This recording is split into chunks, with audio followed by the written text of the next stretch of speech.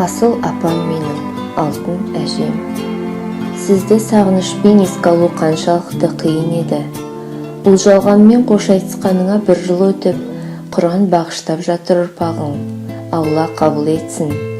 Мен осы естелікті кейінгі ұрпақ, шәкәрім ұрпақтары, немере шөберелерге ескерткіш болсын деген ниетте жасадым. Үлкен әжесінің жарқын бейнесі, жақсы қасиеттері әрдайым олардың да жүректерінде сақталсын деймін. Мен немере болсам да атам мен әжемнің қызы болдым. 3 айлығымнан мені бауырына салып тәрбиелеген апам мен үшін өмірдегі ең қадірлі де ардақты жан.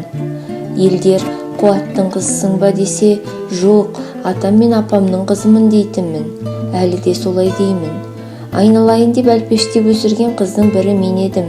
Бірақ олар мені еркелетсе де дұрыс тәлім тәрбие бере білді. Менің өмірде алған алтын қазынам осы атам мен апамның тәрбиесі, өнегелі сөздері. Істегенің маған жақсы, үйренгенің өзіңе жақсы деп, шама келгенше қыз баланың білуі тиіс, шаруаның бәрін үйреткен апамның сөздері әлі күнге құлағымда.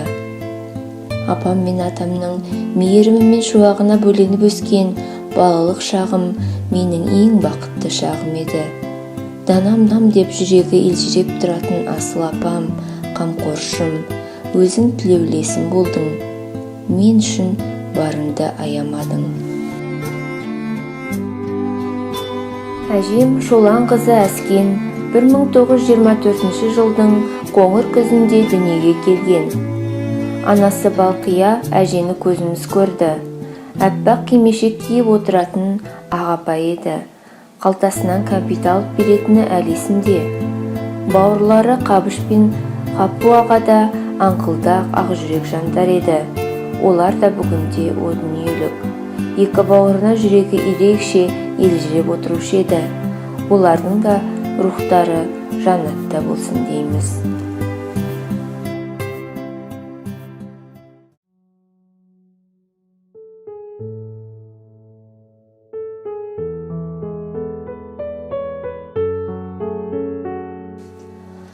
Атам Қалиұлы Шәкәрім екеуі 1940 жылы отау құрып, отбасылық өмір жолын бастайды.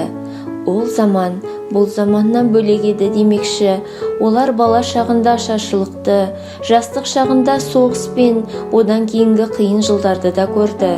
Кеңестік дәуірдің де тіршілік дәмін тартты. Егемендік алған жылдарымызға да куә болған атам мен әжем 2 ғасырдың да тоғысын көрген жандар. Сол дәуірдің адамдары шыншыл, еңбекқор, сыйлас, туысқа деген құрметі ерекше, сүйегі асыл жандар еді. Жылдан жылға қатарлар азайды, замандастары да кетті жалғанға.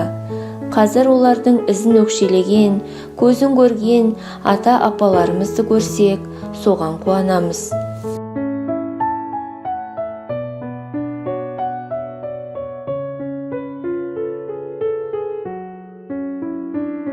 Апам қолы ісмер, дастарханы мол, берекелі жан еді. Ол киіз басып, ұршық иірді, көрпе тігіп алаша тоқыды, қыздарының жасауын да өз қолымен тікті. Оның алақанының табы қалған заттар маған ерекше ыстық.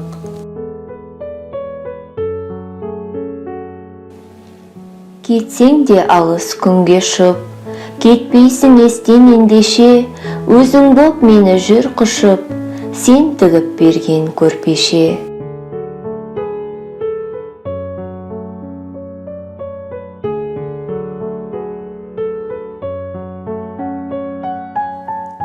Апам артық қалған қымызды көрші көлемге таратып беретін жомарт болатын.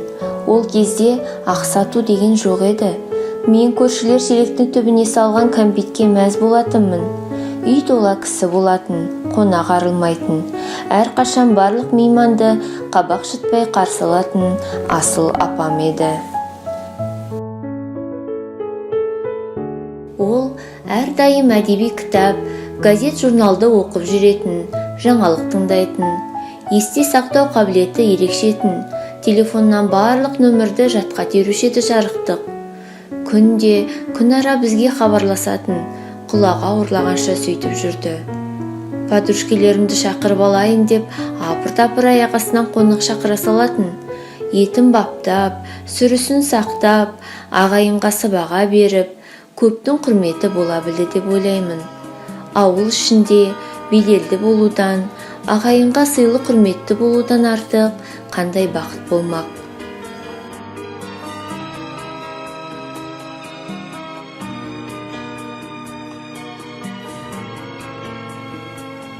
Адамның өкініші мен арманы таусылған ба? Бәрі Алланың қолында. Десекте жалғыз өкініш балаларының ерте дүние салу еді. Ұлдары Қанат, Қинаят, Қуат, Қанапия, қызы Зияттың бұл дүниеде татар дәмі аз болды. 7 перзентінен бүгінде үлкен қызы Тиыштық пен кіші қызы Зияш қалды. Тәуба дейміз, тағдырға нала жоқ. Қуаттан қалған тұяқтары Ернар, Әнуар бар. Әнуар бүгінде қара шаңыраққа ие болып отыр. Шешем Тұрсын, келінім Гаухар, әйгерім де үлкен енесінің батасын алды. Сондықтан олар апам мен атам жаққан үйдің отын өшірмейді. Шаңырақтарың биік болсын, керегелерің кең болсын, босағаларың берік болсын. Оттарыңның басы ойнақты болсын, дастарқан жайғаның мол болсын. Дастарқаныңның үсті асқа толсын, айналасы басқа толсын. Желіңнің басы шаңдақты болсын, отыңның басы ойнақты болсын. Ол қызым 10 шақты болсын, қарағым. Аллах әкбар. Ат толғанның белгісі, ата-ананың жөрелгісі, ақ жаулықты ана бол.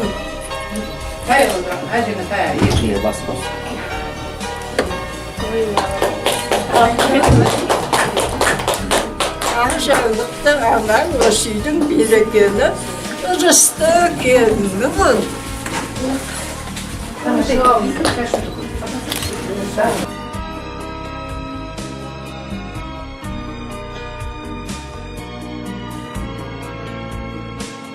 Қинаятынан қалған Қанаты мен оның жары Айжан, олардың ұрпақтары да ата аманатын жалғастырады. Жиендері Азамат, Асхат, Салтанат, Нұржан, Ерниязда үлкен әжелерін ұмытпай өз ұрпағына айта жүреді деп ойлаймын. Ал Гүлнар әпкем де мен сияқты апамның қолында өсіп тәрбиесін алды. Бауыры Қабыштың ұлы Қайдар марқұм екеуі мені қарап бақты. Оларды сан киноға жібермейде қалыппын. Иә, айта берсе естелік таусылмайды.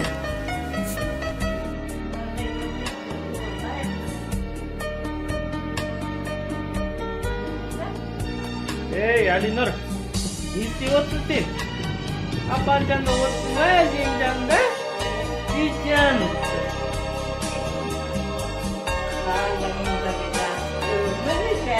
Бірақ шөберенің қолынан су ішкен бақытты әже болды апам. Алинұры кішкентай болса да оны әлі ұмытпайды. Омарының да жүзін айқын көрмесе де оның қолын ұстап, екеуіне барлық ұрпағына батасын беріп кетті.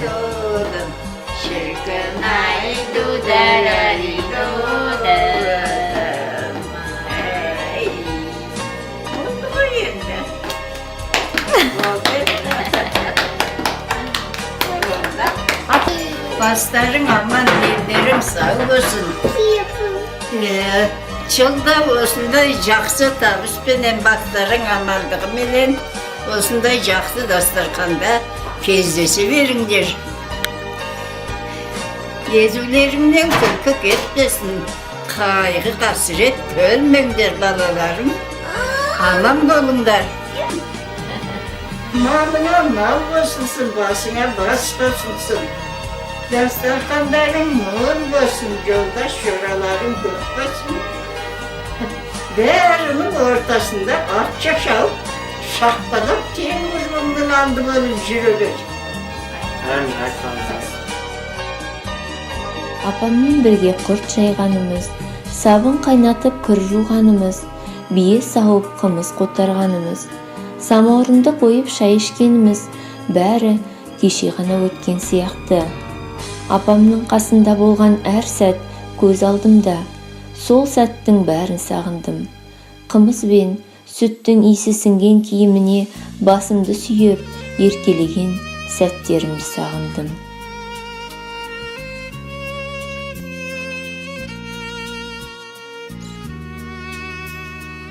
Әжеміз Шолан қызы Әскен 2019 жылдың ақпан айында 95 жасында дүниеден озды.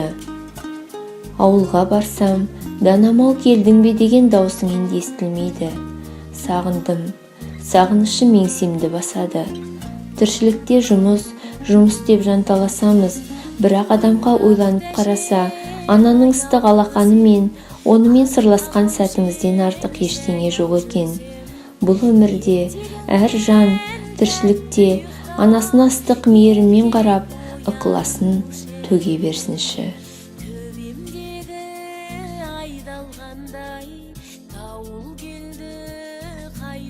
Әжеміздің жадымызда қалған асыл бейнесі, қоңыр даусы, айтқан ақылы, өмірлік тәжірибесі, берген батасы бізге демеу рухани азық. Қош болыңыз аяулы ана, асыл әже, жаныңыз жанатта болсын. Алланың рақымы, пайғамбардың шапағаты болсын. Сізді сағынышпен барлық ұрпақ жұрағатыңыз еске алады. Бүгінгі оқылған дұға тілектер қабыл болсын. Жабырқап жабығаман ақ жаулықты әже көрсем, мен сені сағынамын.